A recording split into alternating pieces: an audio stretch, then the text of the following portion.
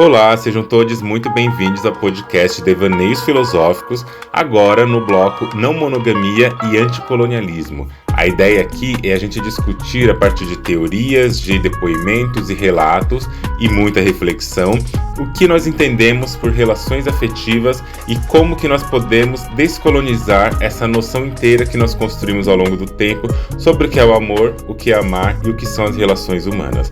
Vem comigo que temos muita coisa interessante para falar. Você já parou para pensar?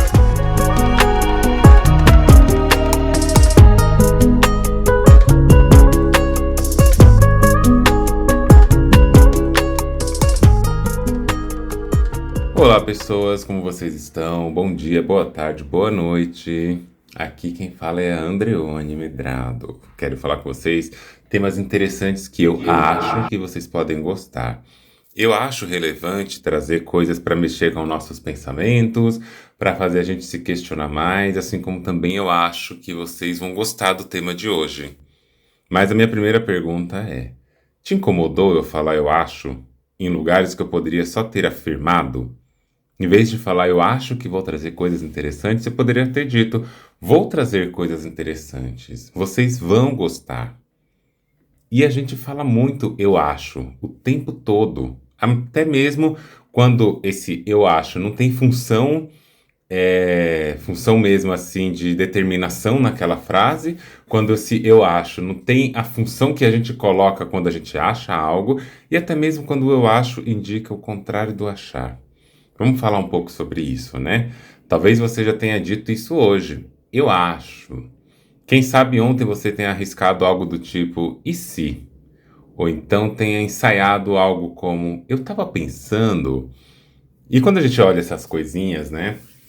Parecem até palavras pequenas, quase imperceptíveis, quase invisíveis ali no nosso cotidiano, na nossa fala, que guardam dentro de si coisas muito interessantes, apesar delas deslizarem, flutuarem nas nossas conversas sem a gente nem notar.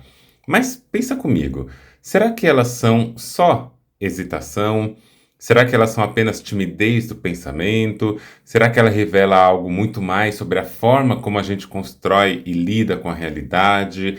Como a gente se protege dos discursos e nos discursos? Como a gente produz política, filosofia, afeto, desejo, vontade? O que será que pode ser isso, né? Olha, eu não tenho certeza. E justamente por isso é o que eu quero conversar aqui com vocês, porque eu acho esse fragmento, eu acho, aparentemente frágil da linguagem. É também uma armadura, pode ser um escudo, uma pausa que nos permite existir sem cair na brutalidade da certeza, né? E hoje eu quero pensar com vocês sobre como que esses pequenos termos, esses quase nadas, eu acho, talvez, quem sabe, e se, não tenho certeza, talvez isso seja, na verdade, dispositivos bem mais profundos do que a gente imagina. Eles não apenas falam algo, tá? Isso eu já vou adiantar para vocês. Mas também eu penso, eu acho, que eles escondem, projetam, protegem, suspendem e até criam uma nova realidade. Eu acho que sim. Então, se você acha que vale a pena me acompanhar, quem sabe a gente descobre juntos aqui o quanto a dúvida pode ser ou revolucionária ou ela pode esconder coisinhas. E para te falar o que vai ter por aqui hoje, eu quero dizer que eu vou trabalhar essa noção do eu acho como uma partícula atenuadora, a priori. Eu acho funciona como uma partícula de atenuação, horas de eufemismo, horas de esconder-se, horas de disfarçar, mas é uma partícula de atenuação. E aqui eu vou dividir em mais ou menos 4 ou 5 blocos. E o primeiro bloco eu quero falar principalmente a respeito do campo epistemológico político, quando tem, eu acho, como resistência à tirania da certeza, eu acho como espaço de hospitalidade para o desejo, e eu acho como uma prática política de linguagem. E acho que quando a gente amarra isso, né, pensando como algo epistemológico e político, nesse primeiro ponto, vai ser bem interessante. Em um segundo momento, eu quero falar com vocês sobre o eu acho dentro de um campo da subjetividade, como algo que é um escudo, um abrigo. depois a coisa vai ficando boa, vai ficando interessante, porque eu vou falar no plano do desejo. Eu acho como uma ambivalência viva. E aí, para ficar mais legal mesmo, que aí vai amarrar tudo isso, se você é uma pessoa que atende na clínica, você é psicólogo, ou se você conversa com pessoas ao seu redor, e se você conversa com você mesmo, eu quero pensar isso como uma prática de escuta. O eu acho usado para pensar a própria escuta e para pensar o nosso próprio modo de enunciação. Você está afim para conversar sobre isso? São duas grandes partes com seus eixos, né? A primeira parte, que é o campo epistemológico, político, filosófico, e a segunda parte, subjetividade, desejo e escuta. Vem aqui comigo que hoje a conversa promete. Gente, é impressionante. Foi só começar a gravar, tava um silêncio aqui na minha rua. Mas aí foi só começar a gravar, alguém resolveu usar algum aspirador de carro, ou vape, ou os dois. E aí tá esse chiado de fundo, parecendo que meu microfone tá com ruído, né? Mas enfim, vamos ver. Se não passar muito, se demorar para passar, eu vou começar a gravar de volta assim, tá? Enquanto isso, aproveita para você curtir este podcast, colocar lá suas estrelinhas, caso você queira, isso é muito importante. E te lembrar, né, que assim, é um podcast, é um serviço aberto, gratuito, mas eu fico muito contente quando vocês ajudam a divulgar o meu trabalho. Então, se vocês gostam dos episódios, de vez em quando compartilha eles nos seus stories. Se quiser marcar o meu perfil, marca também. Mas compartilha, divulga com as pessoas. Ah, tem alguém que vai gostar? Manda. Fala assim, olha, segue esse podcast aqui que é babado. Isso ajuda o nosso trabalho, ajuda a levar mais pra frente, dá até mais motivação também para eu continuar produzindo, porque olha, uma trabalheira fazer isso aqui diante de todas as demandas. Mas eu deixo aqui o convite para vocês. Olha, enquanto eu tava falando com vocês, aparentemente o som parou. Não sei se a pessoa já fez o que tinha que fazer, mas eu vou continuar, tá bem?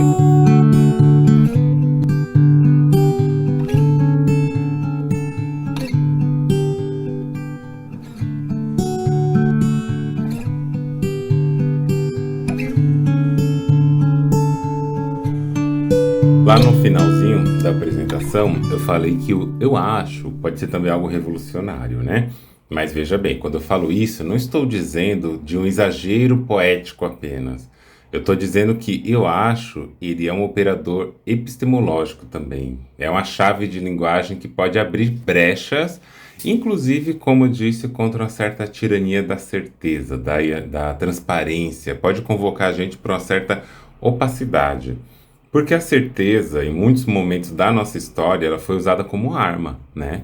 A certeza do colonizador de que sabe mais. A certeza do cientista de que o seu método é universal. A certeza da norma de que só há um jeito legítimo de amar, de desejar, de existir. E aí é nesse caso que o acho, ele é um vacilo que desafia. É uma hesitação, mas uma hesitação que também recusa a entregar a vida inteira a uma certa norma. É como um modo de. É um modo como a linguagem nos oferece um abrigo para pensar sem ser tão capturado pela dureza do que se chamaria de objetividade. E é aí que eu quero começar essa conversa. É a partir daí, pensando no acho, não como uma certa falta, mas como uma potência criativa, né? Não como uma fraqueza, mas como um recurso político, das relações políticas, das relações até mesmo filosóficas. Lembrando que não existe uma coisa do tipo tem que ter certeza de tudo. A gente habita uma sociedade neoliberal, uma sociedade cientificista, colonialista também, que você tem que ter certeza do que você está falando. Você tem que ter certeza, domínio de tudo. Você não pode errar muito, você não pode ter muitas dúvidas, você não pode se questionar tanto. Os dogmas, eles se produzem, se mantêm a partir daí, né? A partir de ter que ter certeza e não poder questioná-las. Mas é aí que entra uma coisa que eu acho que é importante pra gente, que ao mesmo tempo em que você não pode ter muitas dúvidas, ao mesmo tempo que você tem que ser uma pessoa certa, segura de si, que fale as coisas com toda a certeza possível, Você também não pode ser aquela pessoa que chega dizendo as coisas com muita certeza, que afirma, que diz: olha, isso é assim, olha, eu não estou bem com isso está me incomodando, isso não tá legal. Se você é esse tipo de pessoa, se nas suas relações diplomáticas, sociais, qualquer tipo delas que sejam, você fala algo com aquela convicção, as pessoas começam a te achar também uma pessoa snob, soberba, ou seja, é um paradoxo. Ao mesmo tempo que te exigem certeza do que você está falando, quando você precisa comunicar essa certeza de um modo incisivo, direto e objetivo, você tem que usar das artimanhas da linguagem para atenuar essa informação, para ela chegar na pessoa de um modo diferente, de um modo mais tranquilo, de um modo mais amenizado. Por exemplo, se a gente for pensar aqui, né, no tipo de eu acho usado politicamente, ele tem uma função. Ele tem uma função que é suavizar conflitos, proteger a face do falante e também, por que não, a face da pessoa que ouve. Qual que é o efeito disso? Ele vai produzir uma diplomacia no discurso. Ele vai ter uma função de evitar um certo desconforto direto, de demarcar, embora não é para esconder, ele vai demarcar um filtro, um véu sobre a hierarquia que já está posta, mas vai ser feito isso a partir da linguagem. Da mesma forma, né, nesse mesmo sentido, essa função de atenuação, ele vai colocar um peso do real em suspensão. Ele vai colocar ali, vai criar uma zona de incerteza, onde o definitivo se torna meio que provisório. E aí a gente vai conversando, pensando, por exemplo, quando a gente está falando de um ato político, imagina só que você vai dizer frases do tipo: você está numa conversa com alguém e esse alguém é hierarquicamente superior naquela demanda em relação a você. E você não gostou de algo que aconteceu, de algo que foi decidido, e você fala assim: eu acho que essa decisão não foi a melhor. Ou então você diz: eu acho que você pode ter se confundido. Ou você fala também: eu acho que a gente poderia rever esse projeto. Você percebe que o modo como a gente fala, e incluindo eu acho, até mesmo se a gente mudasse o tom da fala: eu acho que você não tomou uma boa decisão. Eu acho que podia ter, acho que você pode ter se confundido. Eu acho que a gente podia rever esse projeto. Independente do tom que você use, incluir eu acho faz toda a diferença nessa categoria de atenuação. Porque imagina que se em vez de falar essas frases nessa construção, você falasse assim: essa decisão não foi a melhor. Essa decisão foi péssima. Você errou. Entende? Então você fala: você tem que rever esse seu projeto. São modos de falar que dizem, entre aspas, a mesma coisa, mas como você coloca essa partícula de atenuação, ela, além de ter uma partícula de atenuação, ela pode ser uma partícula de adesão e de penetração. Adesão porque é mais fácil uma pessoa aderir à sua fala quando você não promove sobre aquela conversa uma defesa direta. Quando você dá uma abertura para dizer que, olha, não quero te atacar, não, eu só estou dizendo que eu acho, com o eu acho marcando o lugar que você não tem a segurança plena do que você está falando, então você quer meio que atenuar essa coisa. Assim como você poderia dizer coisas do tipo eufêmicas também, né, nesse campo político das relações, só que numa outra nuance, num outro vertente, que é: eu acho que não estou feliz no trabalho. Eu acho que eu não quero mais. Eu acho que não estou bem. Isso aí também tem uma função semelhante com aquela anterior, mas pode incluir um lugar onde você quer tornar aquela sua fala provisória. E quando a gente for falar de desejo, subjetividade, isso vai entrar com mais nitidez, tá bom? Mas pensa assim, como seria diferente, né, de você falar tanto para uma outra pessoa, vamos supor, para uma pessoa onde você está trabalhando e você quer pedir uma demissão ou você quer pedir um tempo, e você fala assim: eu não estou feliz no trabalho. Ou então você está numa amizade, num relacionamento, em um convívio com alguma pessoa, você fez algum compromisso e você fala: eu acho que não quero mais. É muito diferente de você chegar e falar assim: eu não quero mais. Ou então você fala assim: eu acho que eu não estou bem. E você deixar algo bem colocado assim: olha, eu não estou bem. É diferente, né? É diferente quando a gente usa o eu acho nesse lugar político de transmitir uma ideia, e os cachorrinhos aqui estão achando muito, hein, porque estão latindo bem. De transmitir uma ideia, transmitir uma forma de informar sobre alguma coisa, e esse eu acho nos dá esse lugar do tipo, mas eu sei o que eu quero, só que eu não posso dizer. Eu sei o que eu sinto, mas eu não posso passar esse eu sinto para frente. E aí ele tem esse lugar eufêmico. E é um lugar eufêmico que, no primeiro conjunto de exemplo, a gente quer suavizar um conflito. E aí a gente pode falar, inclusive, se formos pessoas que estamos nessa coisa colonialista, né, hierarquicamente superior a alguém, falar assim, eu acho que você não tá bem, eu acho que você não combina com isso, eu acho que não rola. Em vez de falar, você não serve para essa vaga. Existem formas alternativas de falar isso, né? Você não corresponde ao perfil da empresa, em vez de falar que não gostou de você porque você é uma pessoa negra. A política está cheia de formas eufêmicas de atuação e de mentiras, de não enunciação completa da coisa. E o eu acho, eu trago aqui também, porque é uma partícula que transita em qualquer meio praticamente, eu acho.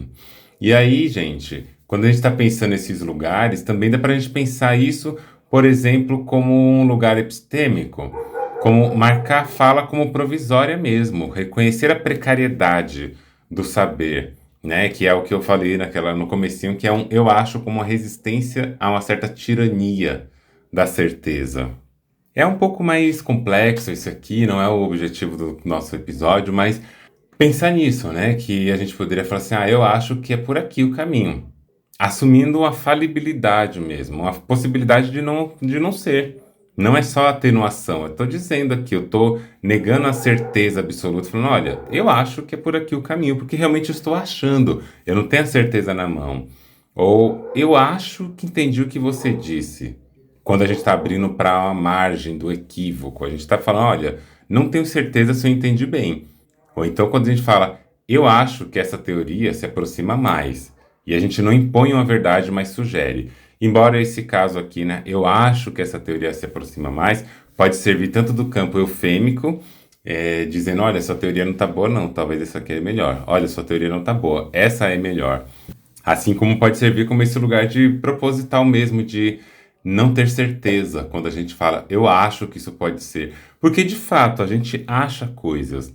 E o que que é achar? Achar coisas é quando a gente vai encontrando pistas naquela conversa, esse acho desse momento, tá bom?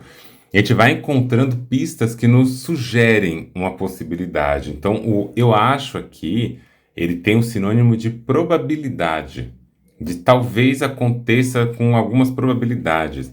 Ele é diferente de uma certeza camuflada. Então, quando a gente usa isso no lugar de resistir a essa tirania da certeza, de que a gente tem que ter certeza de tudo, não, a gente não consegue ter certeza de tudo. A gente vai ter certeza de algumas coisas e olha que nem toda certeza é absoluta. Então a gente acha coisas, né? A gente vai achar mesmo.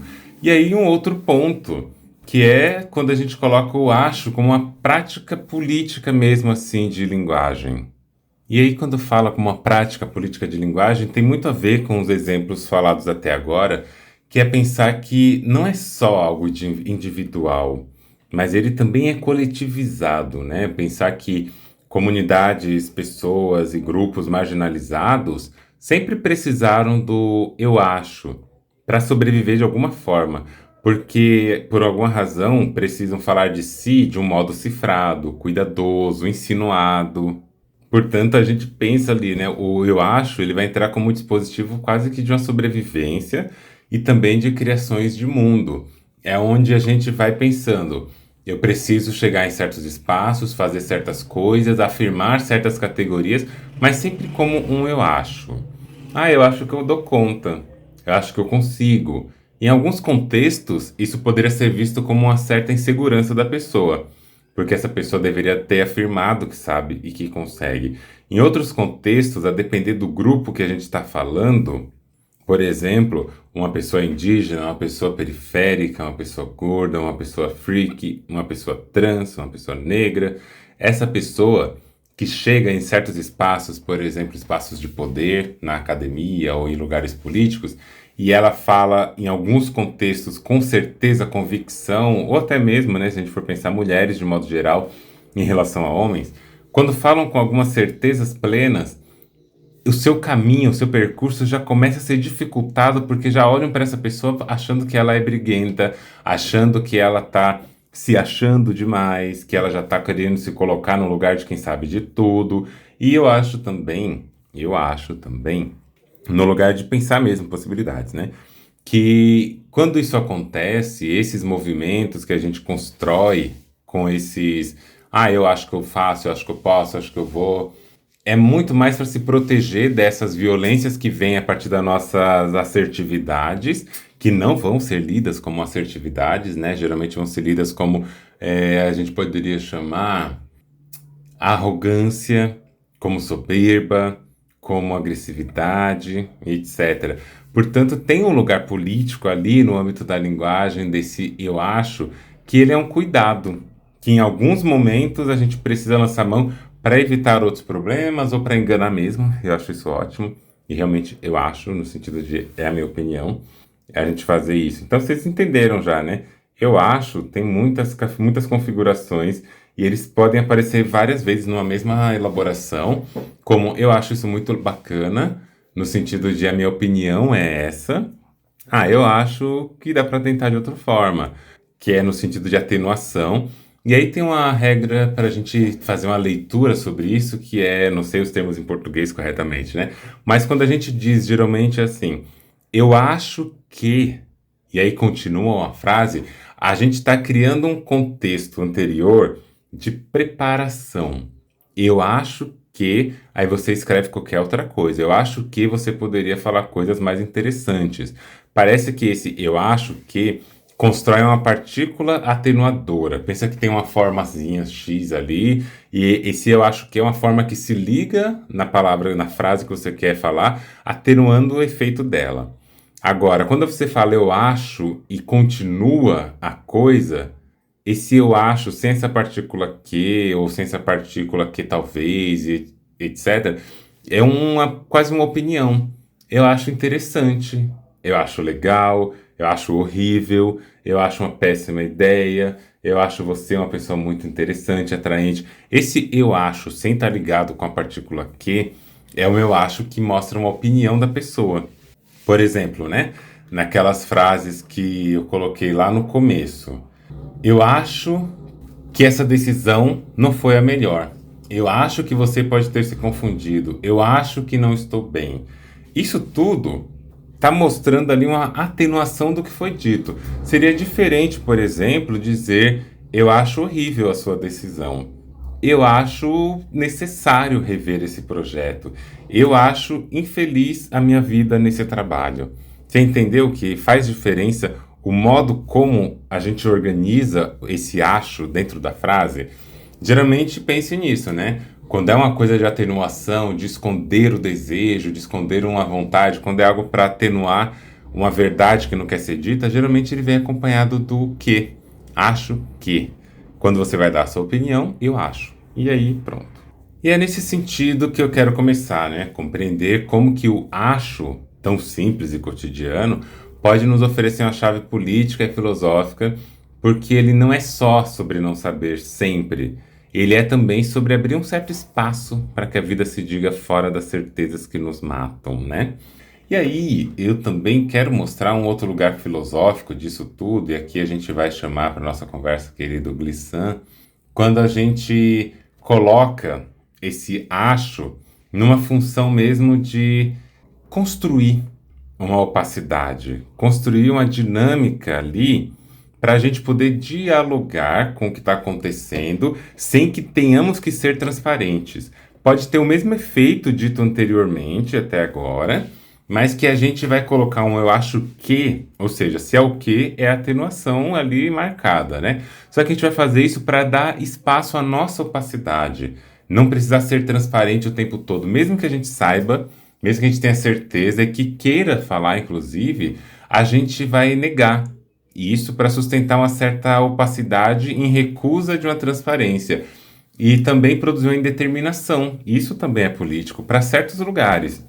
Porque a gente quer proteger uma ideia, uma informação, ou a gente só não quer entrar nessa lógica de que nós temos que saber de tudo o tempo todo, porque é isso. Se você chega sempre assim daquela pessoa que afirma tudo, talvez você se coloque numa cobrança no futuro de ter que sempre afirmar. Então, se dá o direito à opacidade também é uma possibilidade. Algo do tipo, eu acho que não preciso explicar tudo. Eu acho que não cabe decidir agora. Eu acho que não quero escolher entre uma coisa e outra. Esse eu acho, como algo que poderia ter sido anunciado, mas que você escolheu. Guardar a sua opacidade. E passando agora para o nosso outro bloco, que aí eu acho que a coisa fica interessante. Bem mais interessante que isso, porque esses minutos aqui que a gente gastou, não sei. Foram minutos para a gente discutir possibilidades disso no cotidiano e tal, e talvez seja a parte mais tranquila de pensar. Seja a parte mais tranquila de se colocar nesse meio. E quando a gente está pensando agora, do ponto de vista da subjetividade, do ponto de vista como que o eu acho se implica nas nossas relações, aí a gente começa a entender como que nossos mecanismos psicológicos se desenvolvem nessas relações também. Então, eu acho que a gente pode ir para o próximo bloco.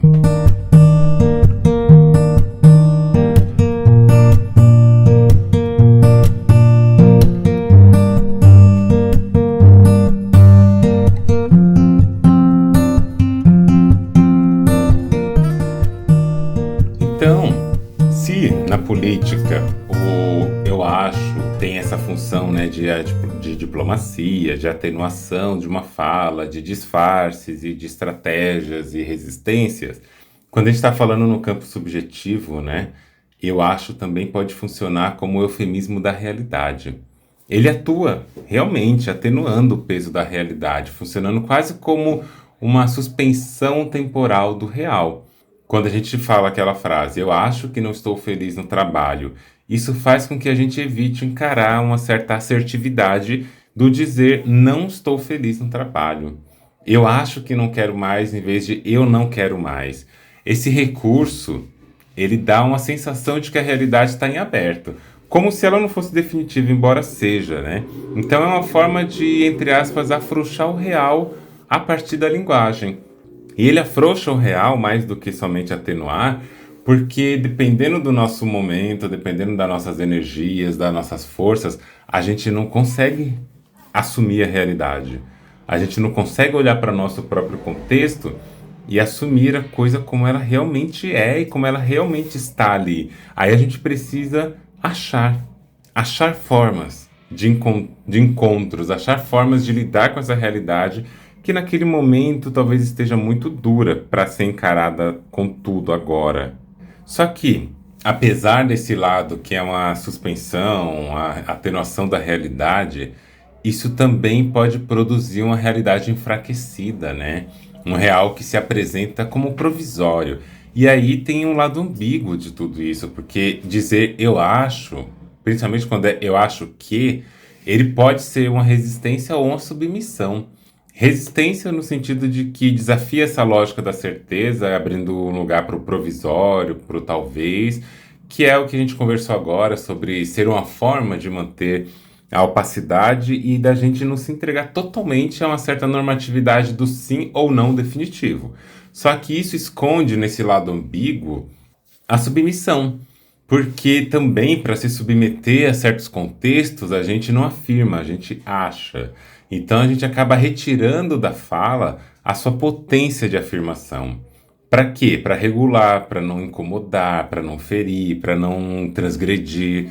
E pessoas que são pessoas muito cuidadoras, pessoas que estão o tempo todo nesse contexto de eu vou ficar cuidando, eu quero que as pessoas tenham uma boa imagem de mim, pessoas que não lidam bem com enfrentamentos da sua imagem perante o social, pessoas que não lidam bem de jeito nenhum com críticas e devolutivas mais assertivas e devolutivas mais duras, às vezes também são pessoas que vão produzir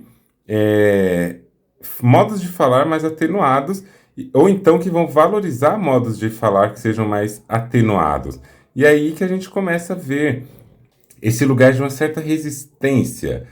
Eu acho que isso não é assim que se faz. Em vez de você dizer, não é assim que se faz. Eu acho que você está sendo grosseiro comigo. Sendo que, na verdade, o que acontece é que a pessoa está sendo grosseira com a gente, sabe?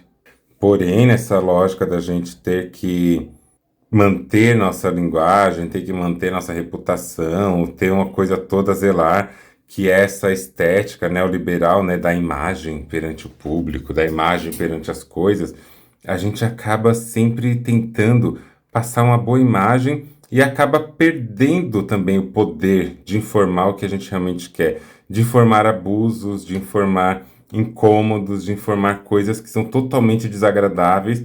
Em vez de informar isso de um jeito muito direto, a gente aprende que, apesar da sociedade solicitar coisas diretas, objetivas e nítidas e claríssimas, né, no sentido bem branquinho mesmo, a gente aprende que tem que sempre atenuar. E quem perde com isso, né? Quem ganha com isso? As pessoas que oprimem geralmente são as que ganham quando as outras pessoas não são diretas ao ponto. Ah, você não tem, você tem que ser mais direto, mas se a gente for direto, as pessoas reclamam. E aí a gente acaba aprendendo a viver nessa coisa de eu acho, eu acho, eu acho. E isso pode ser realmente uma forma da gente se esconder, da gente se submeter.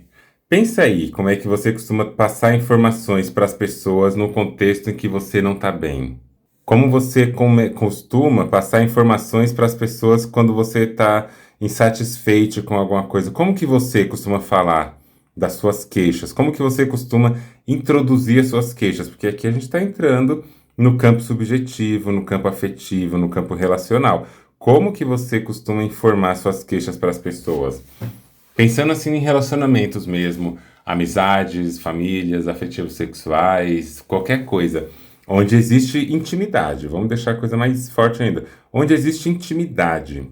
Como que você costuma comunicar as coisas numa relação que tem até intimidade?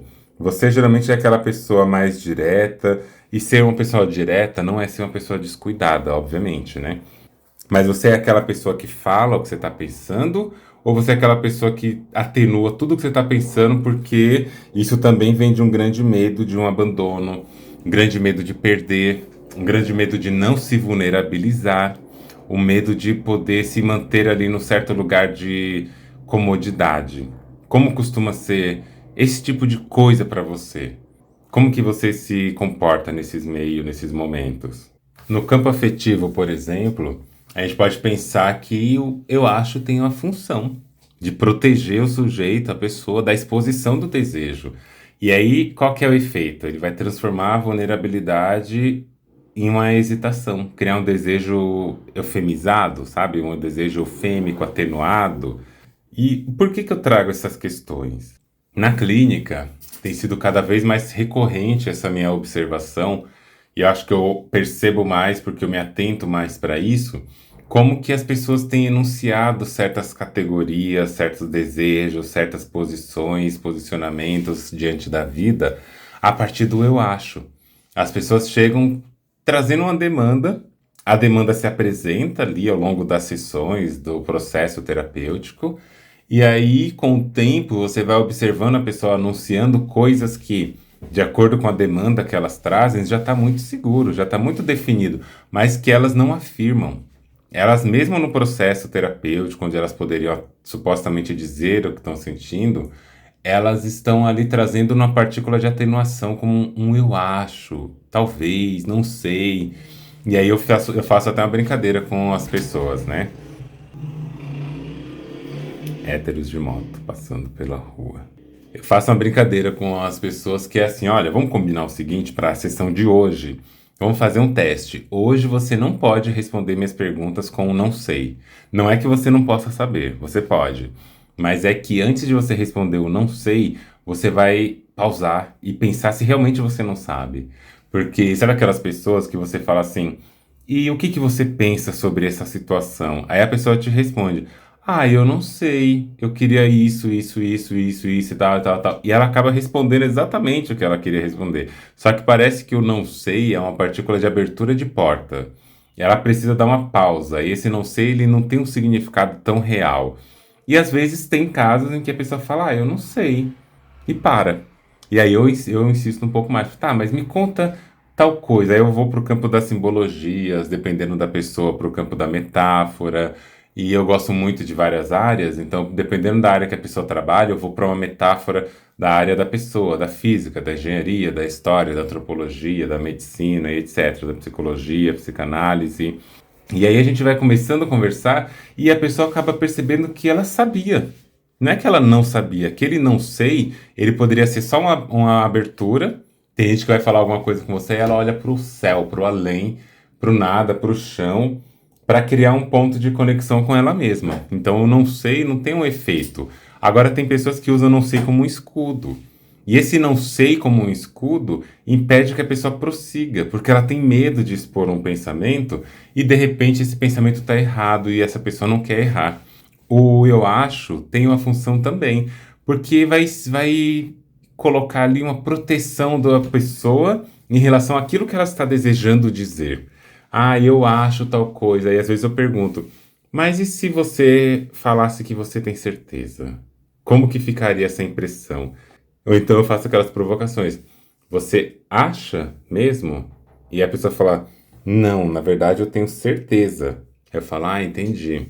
E a gente vai pensando isso, né?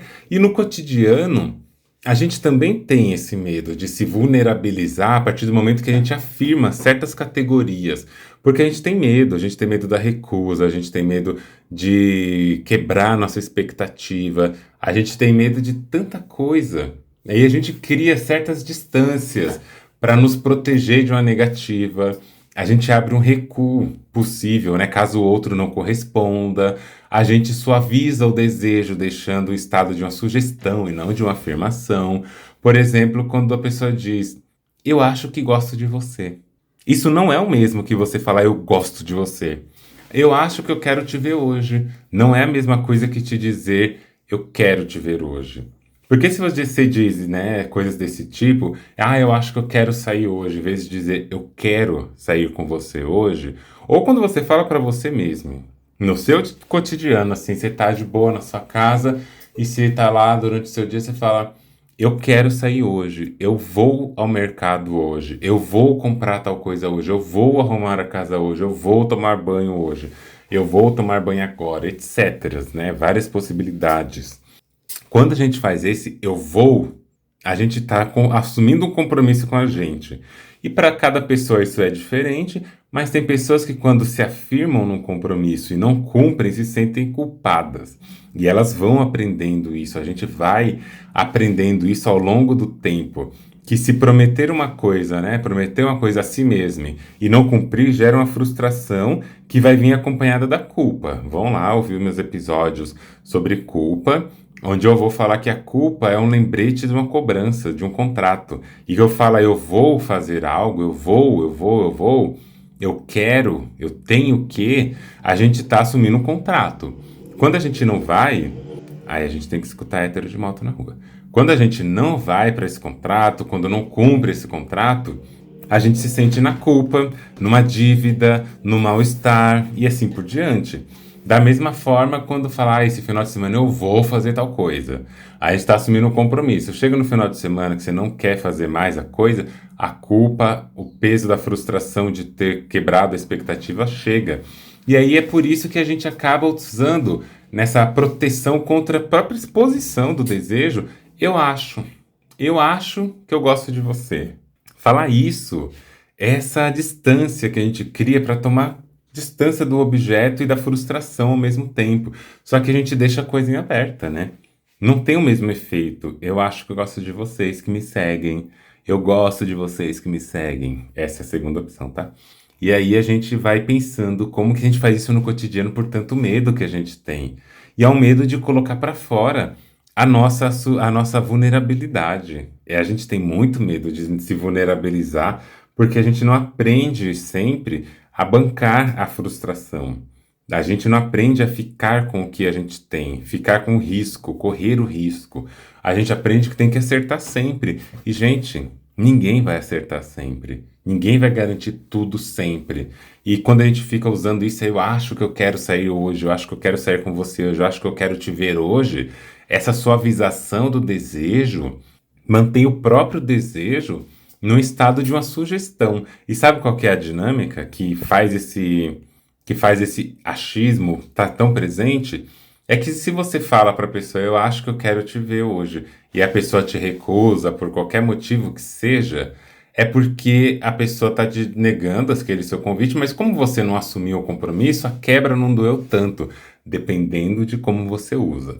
Porque tem gente que usa esse eu acho de um jeito tão assim disfarçado, mas no desejo profundo dela, esse eu acho não tem tanto efeito. Ela realmente quer aquilo, só que ela não aprendeu, e esse é um outro ponto. Ela não aprendeu a comunicar o próprio desejo. Ela só aprendeu a comunicar a partir do acho. E isso fragiliza até algumas comunicações também. Tanto que às vezes algumas pessoas falam brincando, não, eu respondo brincando, quando algumas pessoas falam assim, ah, eu acho que eu queria te ver hoje. Aí eu respondo, quando você tiver certeza, você me avisa. Ah, eu acho que eu vou passar aí hoje. Eu falo, você vai passar ou não? Porque se você falar que acha que vai passar, eu não vou reservar o meu tempo para te ver. E é verdade, gente. Se alguém chega em mim e falar, ah, eu acho que a gente podia sair tal dia. Eu acho que eu consigo tal dia. Eu acho que eu posso tal dia.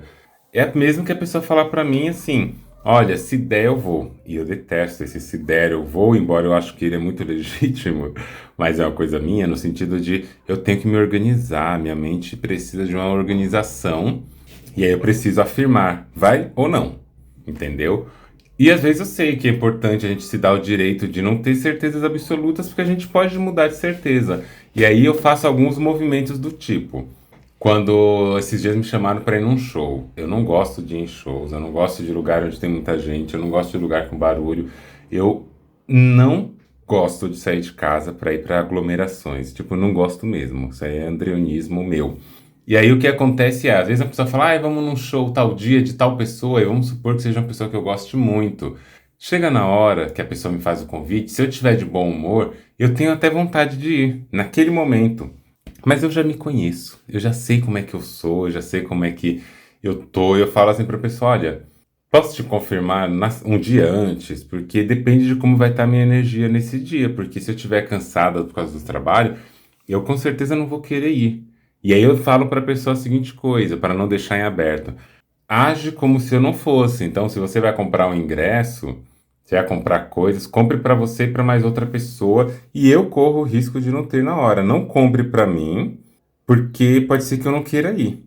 E eu sei que pode ser meio chato isso, né? E tal. Mas eu acho que a gente também, eu acho, olha lá. Mas a gente também tem que ter o direito de poder pensar e mudar de ideia, tem que ter o direito de informar algo que nos incomoda. Tipo, aglomeração, shows, etc., me incomoda. Barulho me incomoda. E eu não prefiro não ir às vezes. Eu tenho que estar muito bem assim, energizada, animada, com muita vontade naquele dia para eu ir, porque eu sei que eu vou ter uma bateria social que vai aguentar. Mas a pessoa não tem obrigação de acompanhar meu ritmo, né? Então eu não posso chegar e falar assim, eu vou com certeza.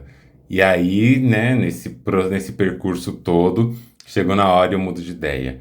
O que eu posso fazer também, quando eu afirmo um compromisso, eu falo eu vou, é eu me preparar para isso antes, mas não é sempre que eu consigo me preparar. Se eu sei que aquela semana já está uma semana turbulenta, eu não prometo preparo, não. Mas se é uma coisa longe, que dá tempo de eu me preparar, eu falo, tá bom, vamos. E aí eu consigo ir. Mas voltando aqui, né? Quando a gente coloca esse acho nesse lugar e tem esse tom, né, de fazer esse papel da gente lidar com ele no plano afetivo, com essas nuances e que não são simples, tá, gente? Não são simples mesmo. E no campo dessa vulnerabilidade mesmo, esse movimento mostra quanto que o eu acho, ele funciona como uma linguagem de autodefesa do afeto, impedindo o quê? Que é, como eu falei, a vulnerabilidade daquele corpo que deseja se apareça ali no estado cru. Em relacionamentos mais íntimos, por exemplo, eu penso que essa partícula, eu acho, ela poderia ser lida até mesmo como, digamos, um modo de preservar dignidade diante de um risco da rejeição. Mas ela também vai funcionar, né, como um entrave para uma comunicação que poderia ser mais nítida, porque ela vai transformar um querer, que é eu quero, eu vou, eu irei, estarei presente, numa suposição. E quando ela entra como uma suposição, aí é mais difícil dar conta, porque eu não sei o que você está querendo dizer. Ah, eu acho que eu gosto de você. Tá, eu faço o que com isso? Eu acho que a gente se dá bem. Acha que... O que que isso quer dizer, sabe? Vamos pensando, são muitas coisas que eu acho que fazem parte da vida.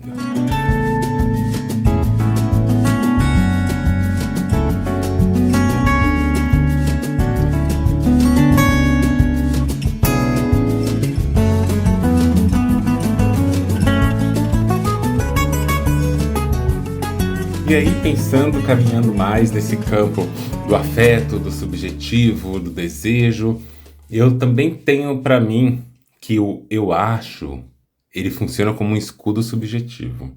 Ou seja, quando a gente diz eu acho, o que está em jogo não é só essa partícula eu acho, gramaticalmente falando, mas como a gente falou aqui há pouco, pode ser sim, sabe, um gesto de uma proteção subjetiva e que eu tenho assim uma construção dividida em três partes, que eu poderia dizer que funciona em três tipos de situações, em três níveis, que é contra o erro, contra o confronto e contra o desejo explícito.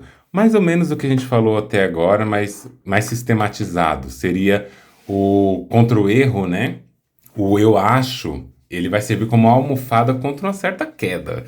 Se a afirmação não se confirmar, ela já foi meio dita como uma hipótese. Então ela nos protege da vergonha, do erro público, da desautorização.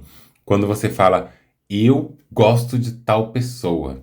Aí a pessoa não gosta muito de você, ou faz alguma coisa que você não gosta, e aquilo volta para você nesse campo, você assumiu a responsabilidade afirmando eu gosto. Quando você fala eu acho que estou interessado em tal pessoa, e a pessoa não está interessada em você, você fala, mas acho que era coisa da minha cabeça mesmo. E continua achando que era coisa da cabeça.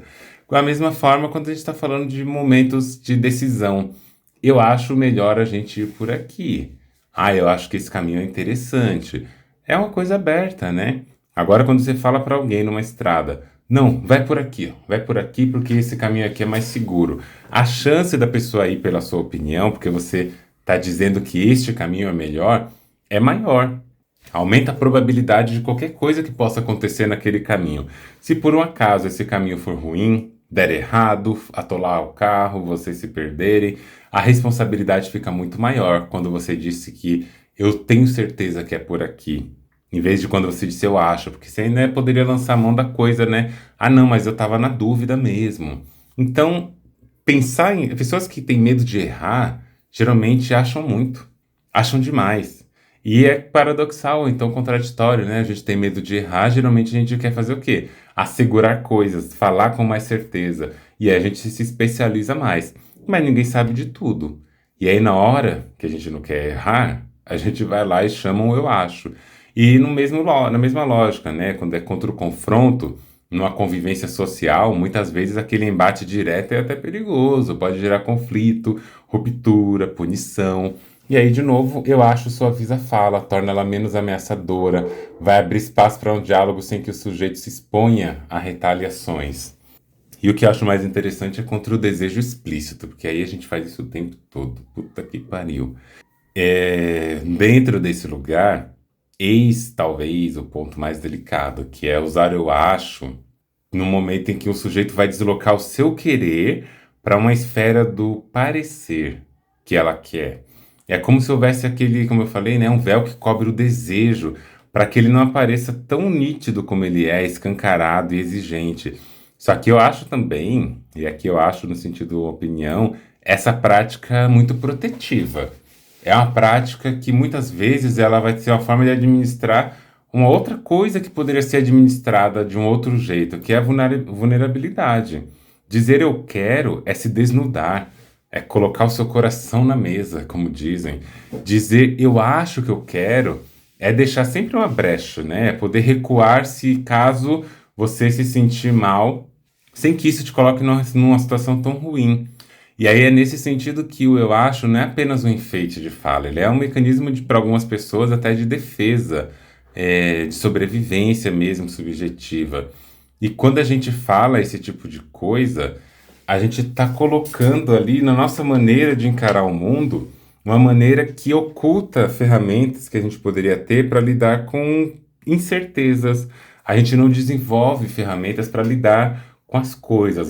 Uma coisinha que eu falo sempre aqui, né? A gente para de bancar as coisas, a gente tem medo de bancar as coisas e a gente fica só achando. Quem acha muito é porque tá perdido às vezes, né? E nesse caminho, nesse caminhar de tanto achar as coisas, a gente se deixa numa vulnerabilidade temida. A gente tem medo tão profundo da nossa vulnerabilidade que em vez de falar eu quero te ver, a gente fala eu acho que eu quero te ver. Em vez da gente pôr um enunciado direto, performativo ali, e ele não vai só anunciar um desejo, mas é colocar o desejo como um ato, um convite ou convocação. Ele é frontal. E por esse motivo é um tanto quanto arriscado. Se ele é frontal, no sentido de é diante da coisa, eu vou ter que bancar o meu querer, caso outra pessoa também queira, e vou bancar a frustração caso a pessoa não queira. E aí, quando a gente fala, eu acho que eu quero te ver, aí tá criada uma zona de ambiguidade, né? Porque há um querer, evidentemente, é porque a pessoa não falaria nada se não quisesse, mas é uma coisa mediada pelo acho. O querer não é absoluto, ele está condicionado com aquele contexto. O desejo, ele não é uma exigência, ele está sendo quase que suposto. E aí o sujeito não se compromete inteiramente com aquilo, ele se mantém numa certa margem. Ah, vamos em tal lugar hoje e tal. Eu acho que eu vou. Eu acho que dá para ir. Eu acho que eu passo aí hoje à noite. É só para você não dizer a sua opinião real, que talvez e provavelmente você não vá. E essas diferenças, né, entre o eu acho e o verbo em si, é que ela revela como que a nossa vulnerabilidade do desejo, ela costuma chamar por abrigo. O desejo exposto demais, ele pode ser esmagado pela recusa, pela indiferença, pelo julgamento. E aí eu acho ele funciona como essa porta meio entreaberta. Você não mostra tudo o que você quer, mas você não tranca também. Você deixa o ar passar, você vai sentindo como que as coisas vão olhando, vão se mostrando, vão se construindo. E qual que é o ponto, né? Quando a gente olha isso de perto mesmo, quando a gente olha o eu acho de perto, tem ali duas forças de tensão que a gente tem falado aqui até agora, que é essa necessidade de criar um vínculo, que é uma coisa quando a gente fala que eu quero me conectar, né? Eu quero dizer o que eu sinto, eu quero partilhar. Existe esse desejo, ao mesmo tempo que existe um medo profundo da exposição.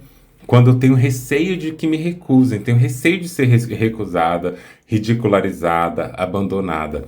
E a gente vive essa tensão porque a nossa subjetividade, ela é ambígua. Ninguém vai ser tudo o tempo todo, de um jeito só, o tempo todo. Nós variamos entre vontades, nós variamos entre momentos, entre forças, entre capacidades, entre condição de atuação. As nossas condições, elas mudam de acordo com o contexto também. Ontem poderia ser que eu tivesse mais condição de falar alguma coisa, porque ontem talvez eu tinha mais condição de energias físicas, eu tinha mais repertório, eu tinha um contexto de recursos, eu tinha outras formas de tomar uma decisão. Hoje eu já não tenho. E aí, essa variação do contexto mostra que a gente não está constante o tempo todo na vida.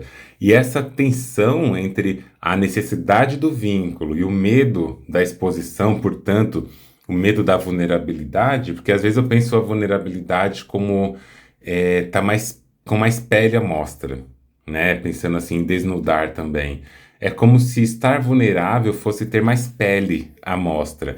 E aí, no campo da vulnerabilidade, e eu estou falando muito sobre isso em um livro que eu estou escrevendo, no meu terceiro, que é a seguinte coisa: a gente às vezes vive o dilema da vulnerabilidade. Se vulnerabilidade é você poder mostrar mais contato, ter mais contato para sentir o mundo, as coisas, as pessoas, se você fica vulnerável demais, você pode se machucar mais. E aí, o que que você prefere?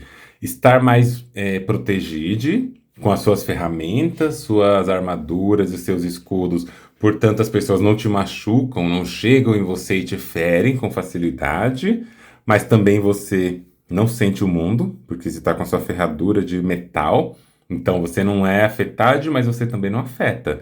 Você vive, será? Fica o questionamento.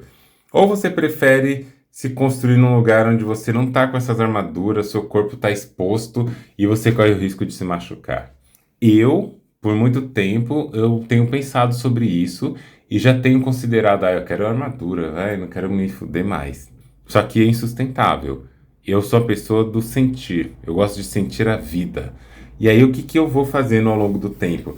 Eu me proponho a segunda posição, o segundo modo de viver, que é estar vulnerável. Só que aí eu vou aprendendo a colocar essa vulnerabilidade em trânsito. Eu vou aprendendo a colocar essa vulnerabilidade de um jeito que eu desloque o meu corpo pelos espaços, pelas relações, e eu me proteja de estar ali. Eu quero estar vulnerável, mas eu não quero estar em todos os lugares. Então eu escolho, quando possível, espaços de habitação, relações de habitação, para eu não me jogar de um jeito que vai me ferir. Só que quando eu vou para sentir, entende? É como se dizer assim, eu me exponho, mas eu faço isso com cautela. Eu me ofereço, mas com cuidado. Eu desejo, mas eu me protejo dentro disso. E em muitos momentos, o eu acho, ele entra como essas tensões entre essas dimensões, porque a pessoa vai ali nesse desejo de conexão, nesse desejo de sentir, de partilhar e de fazer as coisas, ela enuncia o que ela quer. Só que ela coloca um eu acho como essa tentativa de manter a distância para poder fugir caso não dê certo, como a gente falou até agora. E, por outro lado, esse eu acho também revela esse medo de se expor. Ao mesmo tempo que ele revela o que quer ser dito, ele revela simultaneamente o medo. Eu acho que tô afim de você. Porra, fala que você tá afim. Fala que você quer me ver. Fala que você tá incomodade. Fala que você não pode. Fala que você não vai. Mas é essa ambiguidade, né? Sempre esse medo de algo que aconteça. E aí, portanto, esse eu acho, ele entra como um ponto de equilíbrio provisório entre essas duas forças, né? Ele é um ato de linguagem que encarna o drama mesmo da nossa subjetividade. O desejo de se mostrar e a necessidade de quê? De se proteger. E eu acho interessante. E eu acho mesmo.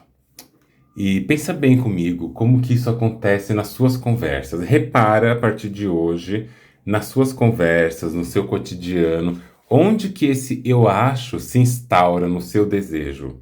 Quantas vezes você, por medo de magoar alguém, atenuou o que você queria dizer e por você ter atenuado, essa pessoa sequer recebeu o que você realmente queria dizer? Porque às vezes é isso também, né? Eu acho como uma partícula que nos mantém numa relação insegura. E a ideia era ter segurança ao comunicar a coisa. Só que na hora de comunicar, a gente tem medo dessa exposição do desejo e a gente se recobre com o manto do eu acho que. E na intenção de comunicar algo muito certo, a gente usa eu acho. E aí entra um ponto que eu considero bem central nesses momentos. Pensa comigo. Eu te pergunto, mas você falou para a pessoa que você está insatisfeita? Você falou para a pessoa que você gosta dela? Você falou para a pessoa que você quer ver? Você falou para a pessoa que você não quer ver? Você falou? Aí a pessoa fala, eu falei. Tem certeza? Eu tenho, eu falei mesmo. Falei para a pessoa isso. Só que você não prestou atenção no modo como você disse. Tudo bem, quando uma pessoa fala para mim, Andreone, eu acho que eu não quero mais estar com você. Não me importa se a pessoa está usando como uma partícula de atenuação ou se a pessoa está na dúvida ou etc. Se a pessoa comunicou não quero estar com você, mesmo que ela ache isso, eu não quero que ela esteja comigo mesmo. E eu não vou permanecer. Mas tem gente que não é assim. Tem gente que vai levar a sério só as afirmações categóricas. Eu não quero. Eu acho que eu não quero transar hoje. E aí é um eu acho tão eufêmico que muitos seres humanos sem respeito, muitos abusadores e muitas pessoas que gostam de atenuar o que as pessoas falam mais ainda, não vão levar a sério. A culpa é de quem disse eu acho? Não é. A culpa não é de quem disse eu acho. As pessoas deveriam saber respeitar e entender, inclusive, o que esse eu acho significa, né? Entender o que cada coisa significa. Mas esse é o detalhe. Não querem entender. E as pessoas têm dificuldade de falar. E aí fica toda essa comunicação truncada e ambígua e atrapalha muito essa convivência. Atrapalha muito o relacional, o modo como a gente se expõe. E são coisas políticas que vão construindo essas dimensões indeterminadas, atenuadas a partir dessas partículas, que nos colocam numa situação difícil muitas vezes. Pensa aí com você novamente. Quantas vezes você comunicou o que você queria comunicar de um jeito que você queria comunicar? Quantas vezes? isso realmente aconteceu. Nessa comunicação feita para acontecer, para se relacionar com o que você estava esperando. É difícil, né? Não é sempre que a gente coloca essas coisas de um jeito realmente dito ali, de um jeito incisivo, porque é difícil. Eu entendo isso. Mas minha sugestão é que a gente comece a pensar melhor sobre não apenas como a gente fala as coisas, eu acho que, eu acho, talvez, e se, mas a gente pensar nessas coisas no lugar de o que me convidou ao longo da minha construção como pessoa a falar tanto eu acho, em vez de anunciar realmente o que eu quero e o que eu não quero. Eu acho uma coisa, eu quero uma coisa, é diferente. Eu acho interessante, isso é interessante. A gente tem medo de assumir pra gente certos lugares, certas formas. E aí eu tô dizendo pra vocês, inclusive, quando vocês ouvirem meus podcasts, tá? Eu uso muito eu acho, eu, Andreoni, falando. Eu uso muito eu acho, porque é o modo como a gente vai se construindo socialmente. Só que também, a partir do momento que eu começo a fazer essas elaborações de achar as coisas, eu também vou reparando cada vez que eu falo eu acho. E muitas vezes ela não vai ter um efeito crítico de nada, mas muitas vezes ela vai ter. E ela vai esconder uma afirmação. Então, aqui na nossa vivência, eu acho, pode entrar como uma partícula até mesmo de rastreamento. Um rastreamento muito importante para a gente pensar coisas a respeito da vida, para a gente pensar coisas a respeito do nosso modo subjetivo de produção da vontade, produção do desejo, produção da nossa maneira de estar no mundo, de lidar com as coisas. É muito interessante. Nesse sentido, eu queria propor agora, para a gente encerrar, modos da gente lidar com isso, tanto no nosso cotidiano, na nossa vivência, mas também modos da gente lidar com isso quando a gente estiver escutando pessoas, na clínica, nas relações, porque escutar não é um papel só do terapeuta, né? A gente precisa, eu acho interessante, aprender a escutar pessoas, aprender a escutar contextos, escutar sentimentos, escutar afetos, escutar uma série de coisas, porque não precisamos o tempo todo ficar nesse campo do achismo somente com essa base de atenuação. Ele pode nos informar também. Então, vamos pensar sobre como lidar com o achismo. E é um achismo não no lugar de não sei o que eu estou falando, mas às vezes quando a gente sabe muito bem o que está falando, mas não está conseguindo dizer, não está conseguindo anunciar, não está conseguindo mostrar mesmo as coisas. Vamos pensar nisso de um ponto de vista um pouquinho mais prático, para a gente fechar isso aqui, saber o que faz com esse eu acho. Eu acho que pode ser interessante, gente.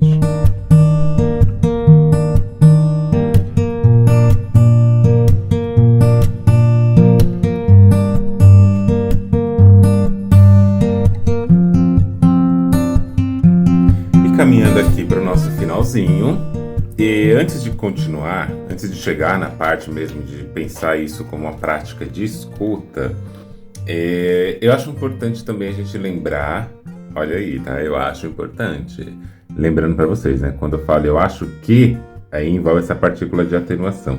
O eu acho seguido de outras palavras, sem o que, sem essa preposição, é uma preposição, enfim, sem o que, é como a gente está dando a nossa opinião, né?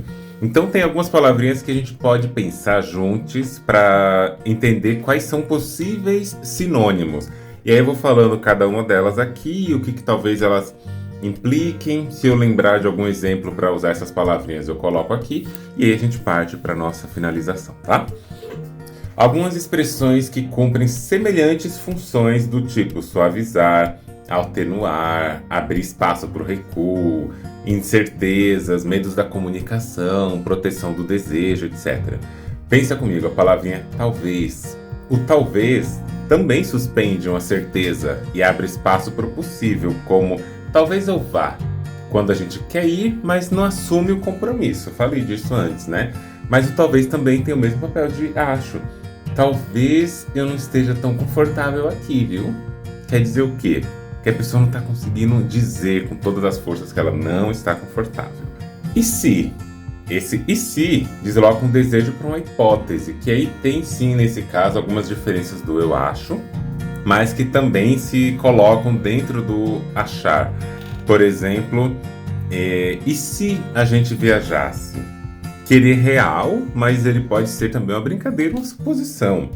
Aquele meme, né? Ah, eu tô brincando, mas se você estiver falando a verdade, se você não estiver brincando, eu também não tô. Ah, eu tô brincando, mas se você quiser, eu também quero. Você faz aquele jogo, né, de possibilidades. Só que esse e se, ele também pode ser uma forma mais tímida da pessoa poder pedir coisas. Tem gente que não consegue pedir uma coisa e fala assim: ah, não, eu não quero fazer isso, eu quero fazer aquilo.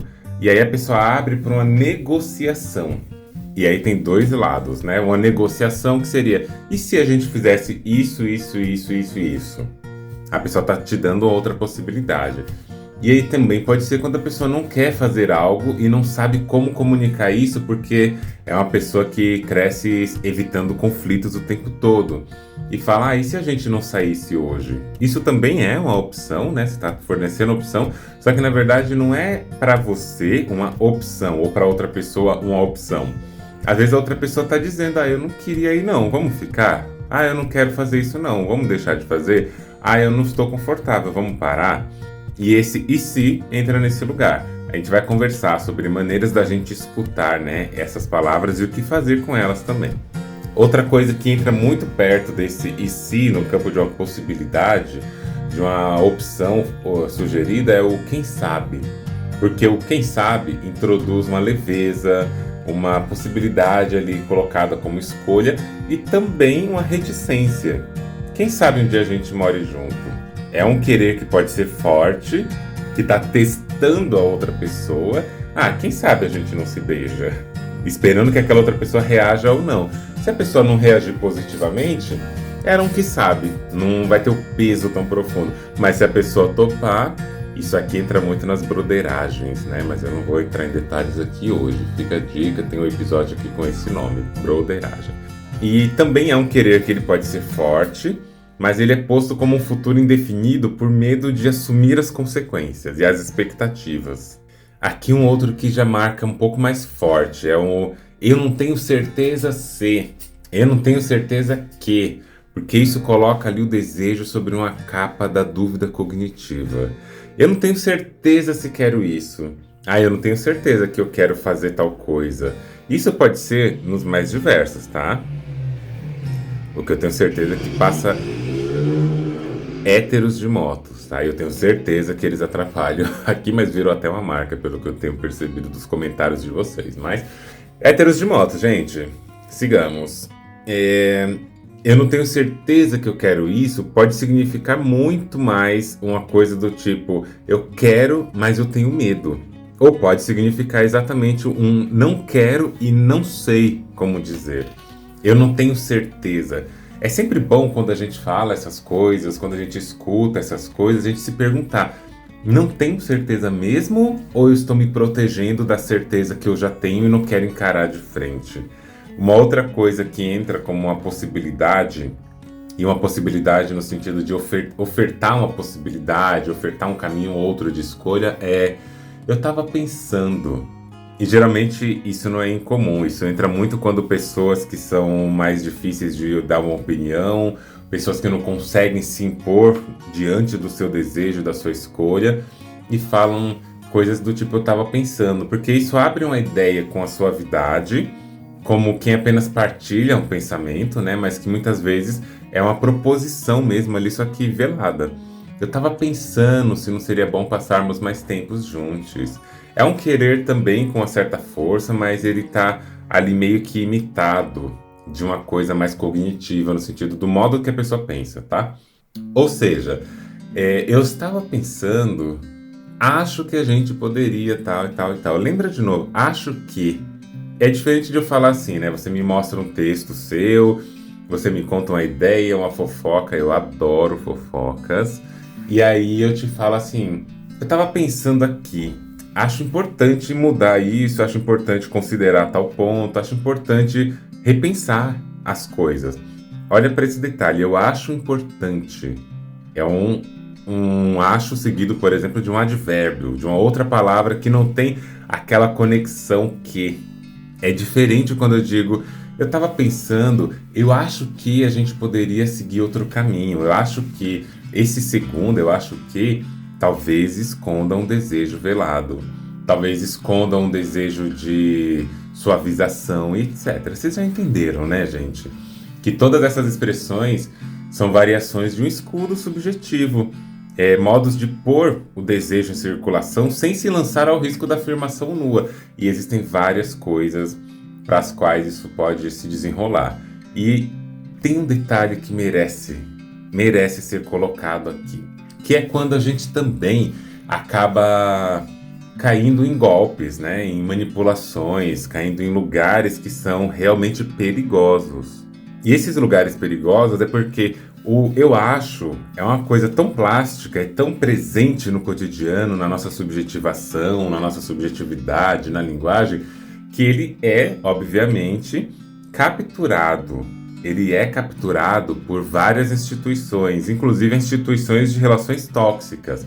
Quando a gente tem aquele eu não sei se eu quero, ou então eu acho que não quero, como um lugar onde o machismo, não o achismo, o machismo, o patriarcado, as relações de poder, de submissão, elas capturam esse eu acho, eu não sei se eu quero, como um lugar de fazer um gaslighting, né, que é te enganar, fingir coisas para você, e além disso, é te manipular.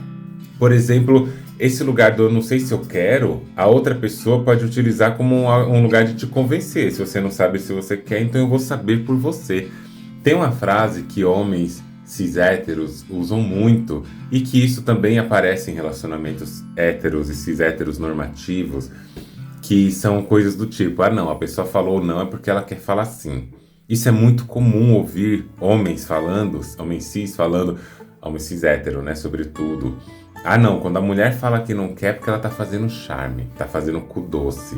Essa é a expressão que eles usam nas suas rodinhas.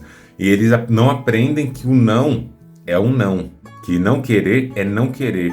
E a gente pode levar em consideração, inclusive, que acho que não quero pode ser considerado um não quero, até que a pessoa diga que ela quer ou não. Para a gente não ficar deduzindo coisas e alimentando uma relação abusiva e sendo pessoas abusivas também, né? Então, eu acho que, ou então não sei se eu quero, como um quero muito, pode existir também. Que é um desejo tão intenso, mas tão intenso para aquela pessoa que enuncia, que ele pode se tornar algo até assustador. E no medo de bancar aquele desejo, ele se lança como algo que parece uma incerteza. Eu não sei se quero me apaixonar por você. A gente não tem que saber se quer se apaixonar pela pessoa. Quando a gente fala isso, geralmente a gente já se apaixonou, né? Eu posso falar, não sei se eu quero conversar, não sei isso aqui, mas se apaixonar, geralmente a gente já se apaixonou.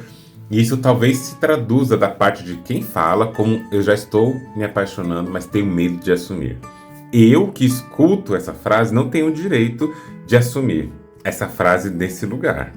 Entende? Eu não tenho o direito de assumir essa frase com um significado para além do que ela me disse. Isso pode configurar um abuso de poder na relação. Mas eu posso falar essa frase nesse lugar de eu tenho tanto medo de me apaixonar, porque eu já me apaixonei, e aí eu falo que eu não sei se eu quero. Mas isso daí sou eu que decido. E aí também pode ser, eu não quero de jeito nenhum, né? Do tipo, o não sei, ele pode ser apenas um eufemismo pro não. Eu não sei se quero continuar esse relacionamento. Muitas vezes isso significa, eu quero sair, mas eu não sei como dizer. O eu não sei se eu quero é muito mais o eu não sei como dizer.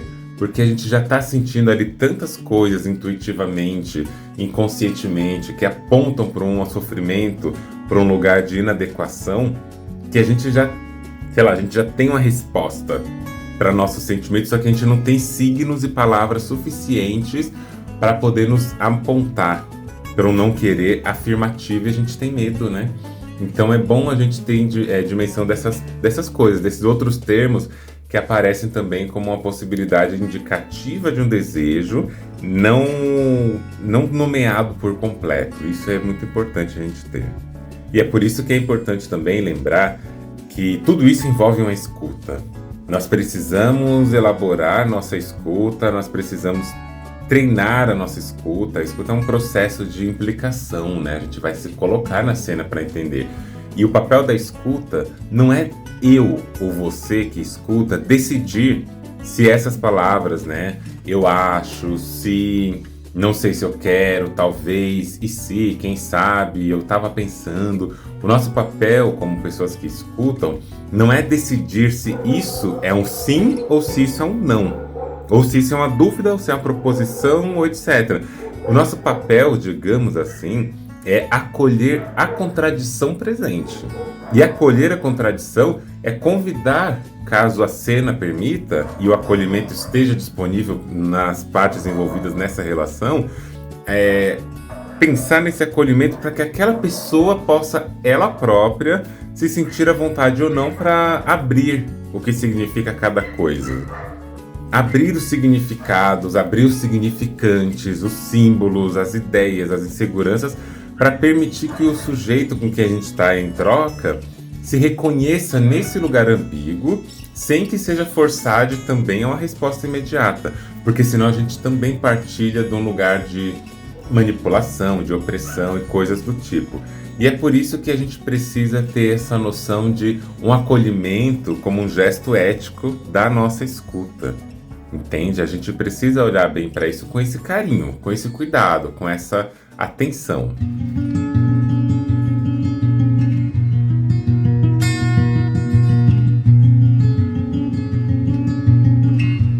E para isso, para a gente fazer uma escuta que ela seja realmente uma escuta que não proponha uma relação de dominação nem de manipulação, eu diria que tem alguns caminhos possíveis para isso, vamos chamar assim, brincando de princípios básicos.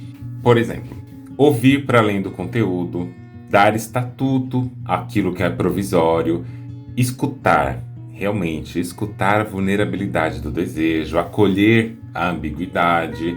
Essas são coisinhas que a gente pode caminhar para pensar sobre isso, né? Por exemplo, ouvir para além do conteúdo é saber que o que é dito naquela conversa importa. Óbvio que o que é dito ali importa, mas o modo como a coisa é dita revela uma posição subjetiva, né? O modo como é dito, as partículas, as hesitações, as pausas, os achos e talvez que estão envolvidos ali na conversa, revela essa posição subjetiva. Qual que é uma possibilidade de escuta? É escutar a linguagem como gesto e não apenas como mensagem. Não, você disse isso, ok. Quem trabalha, quem vive uma questão também que para pessoas autistas é bem presente, que é uma literalidade, o literal vai transformar isso numa mensagem apenas. Eu acho que não estou interessado. A gente vai levar o eu acho tão literalmente que é uma coisa que a pessoa não está informando correto o que ela quer, então ela não está informando nada ainda. Mas se a gente tenta fazer esse exercício, né, mesmo para pessoas muito literais, saber que existe essa camada e essa dinâmica, é a gente tentar entender aquilo como um gesto. Que gesto? Um gesto da pessoa poder falar e dizer algo que está não dito. Dentro desse eu acho. Porque muitas vezes, como a gente já viu várias aqui, o acho ele encobre um quero, encobre um sinto, encobre um preciso, assim como os seus negativos, né? Então a gente precisa devolver, na medida do possível, à pessoa que conversa com a gente, às relações, a diferença entre achar e querer. Para que, de um jeito que não seja numa lógica impositiva e sob pressão, trazer uma percepção dessa nuance que isso envolve. Por exemplo, quando alguém chega na clínica e fala para mim, eu acho que eu não quero mais esse trabalho, eu acho que eu não quero mais estar nessa família. E aí a gente diz, você disse, acha que não quer. Como soaria se você dissesse apenas um não quero estar? Como que você sente? O que você sente quando você fala isso? Eu pergunto muito isso para as pessoas que eu atendo, né? Eu chego nas pessoas ou para as pessoas que eu estou conversando também. Eu falo assim, como que seria essa mesma frase se você afirmasse, tipo, não quero, ou eu quero, posso ou não posso? O que você sentiria de diferente? E interessantemente, muitas pessoas relatam algo do tipo, nossa, se eu falo assim, dá um negócio aqui dentro, dá uma certa ansiedade, dá um aperto, etc. E aí a gente percebe, né, que esse eu acho, esse não dito, ele cumpre um trabalho psíquico nessa pessoa, que é de organizar essa pessoa naquele momento. Por isso que a gente também não pode chegar falando assim, olha, fala logo o que você quer, porque você fica falando eu acho, não rola não. Isso é pesado, é tenso, não vai resolver, não vai ajudar, não vai escutar. Mas quando a gente vai negociando, conversando, perguntando, isso aparece, né, de outros modos. Também quando a gente vai reconhecer esse eu acho como um espaço de negociação, que foi esse lugar de dar um estatuto ao provisório. O eu acho não é uma falha de nitidez sempre. Pode ser uma forma legítima de estar no mundo, né? O que está envolvido na escuta é legitimar esse acho como uma posição subjetiva que também é válida e, como eu disse, sem pressionar por certezas. Aqui a gente vai entender nesse espaço de negociação, por exemplo, em relações afetivas, que é a maioria das nossas relações, se não todas, né?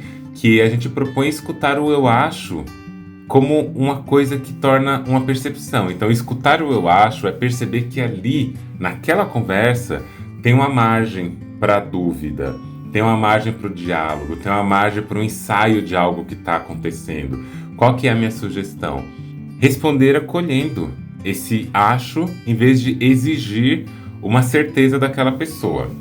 E aí tem uma coisa que eu acho muito interessante de como pensar isso, né? Que envolve o outro item, que é a vulnerabilidade do desejo, que é quando a maioria desses acho encobre um quero, que deve ser ouvido como uma tentativa de dizer, só que sem se despir totalmente, que a gente conversou bastante já, né?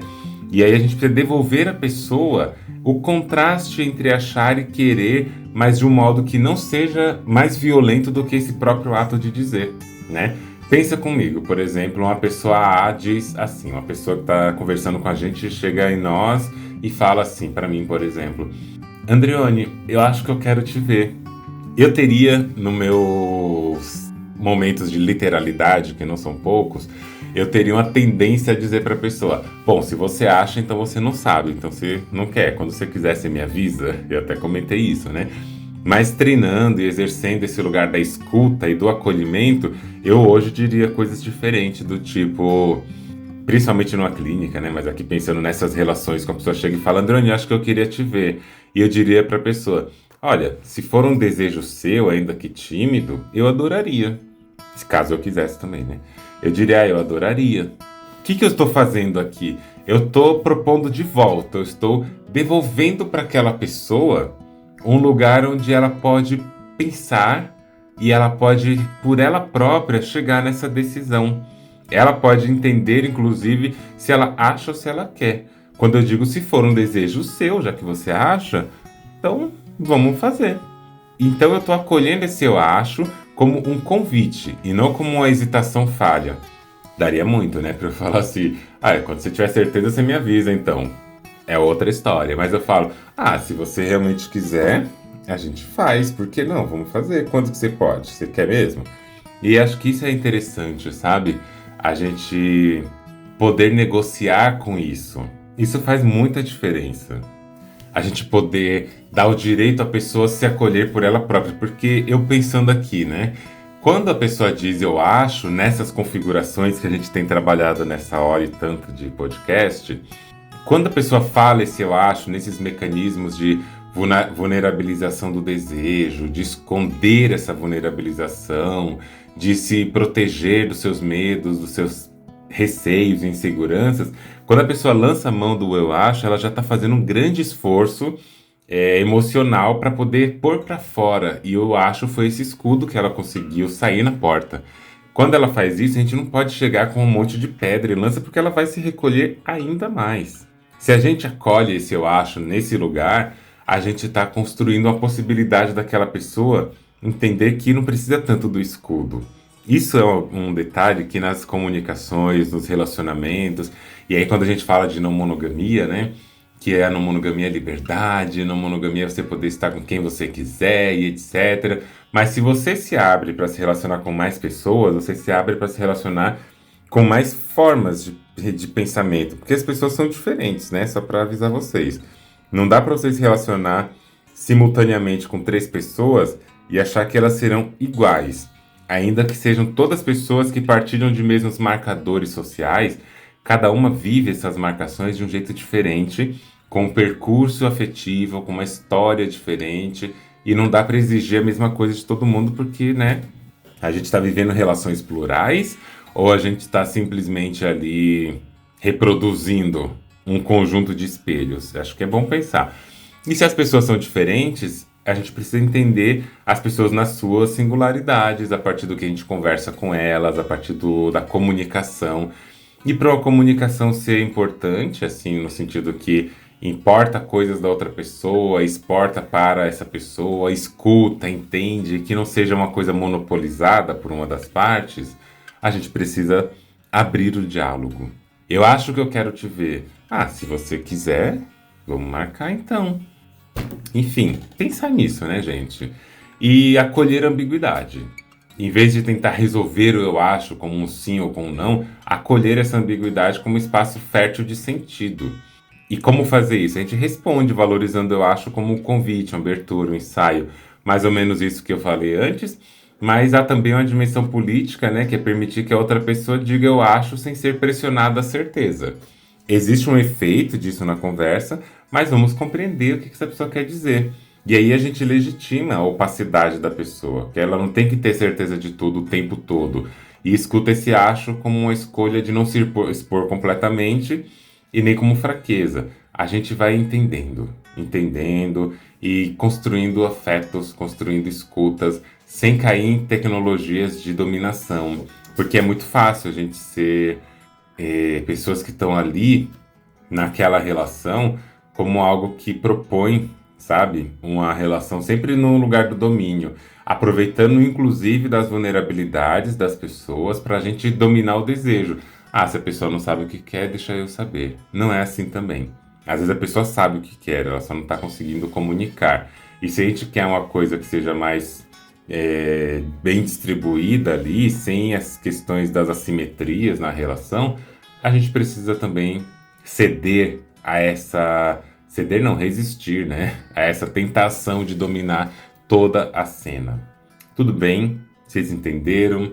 Fez algum sentido? Eu tive que repetir muito porque eu acho necessário, eu acho importante, talvez faça sentido repetir tantas coisas, porque a gente precisa conversar mais, né? Então, em síntese, o eu acho ele pode ser um escudo subjetivo, ele protege contra o erro, confronto, exposição crua do desejo. Eu acho que quero te ver mostra a linguagem que cria uma zona de negociação, onde o desejo se insinua sem se entregar.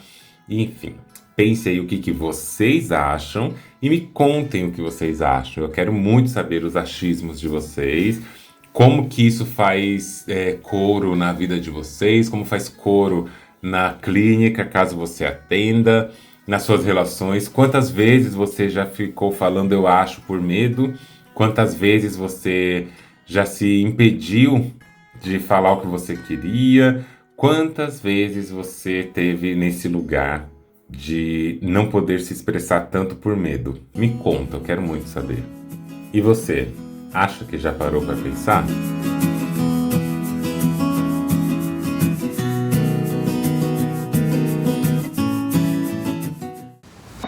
Então é isso, minha gente. Ficamos por aqui.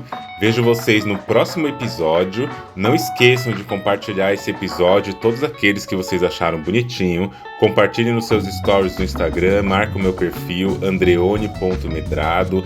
Já aproveita também, né, para seguir o meu perfil.